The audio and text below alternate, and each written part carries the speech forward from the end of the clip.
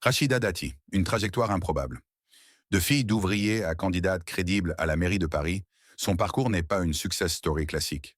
C'est une stratégie de survie devenue méthode de pouvoir. Et aujourd'hui, une question s'impose. Comment a-t-elle fait? Et pourquoi elle n'a jamais quitté le jeu? On parle souvent de Rachida Dati comme d'un personnage clivant.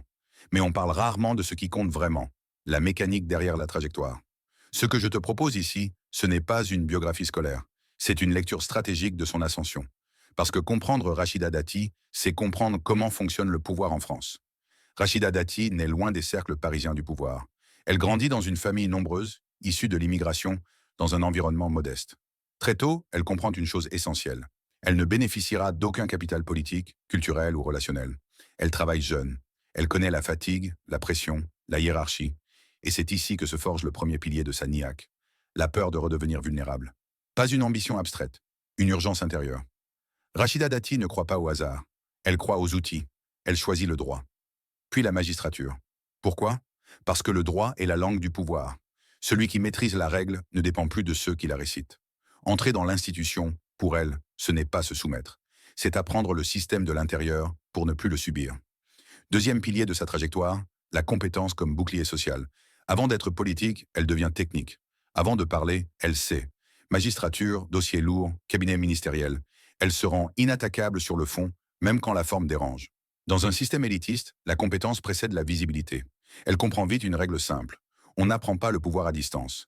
Elle se place au plus près de Nicolas Sarkozy. Non par admiration naïve, mais par lucidité stratégique. Elle observe la vitesse, la verticalité, la décision sans hésitation. Le pouvoir ne se demande pas, il se prend. Rachida Dati a intégré une vérité brutale. En politique moderne, le silence est une mort lente. Alors elle parle, elle répond, elle attaque, quitte à choquer, quitte à diviser. Elle préfère être critiquée que neutralisée. Paris n'est pas un décor, c'est une base stratégique. Maire du 7e arrondissement depuis des années, elle construit une implantation patiente, méthodique, presque militaire.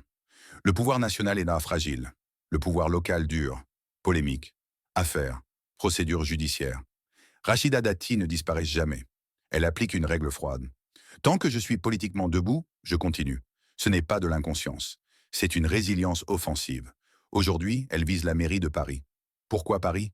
Parce que Paris, c'est la vitrine, le symbole, le centre du pouvoir administratif et culturel. Gagner Paris, ce n'est pas gérer une ville, c'est changer de dimension politique.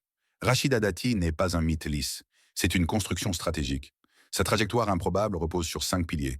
La compétence avant l'idéologie, la proximité avec le pouvoir réel, l'hyperprésence médiatique, l'ancrage territorial, la résilience agressive. Paris a-t-elle besoin d'une mère consensuelle ou d'une combattante? La niaque de Rachida Dati est-elle une force ou un danger? Dites-le moi en commentaire.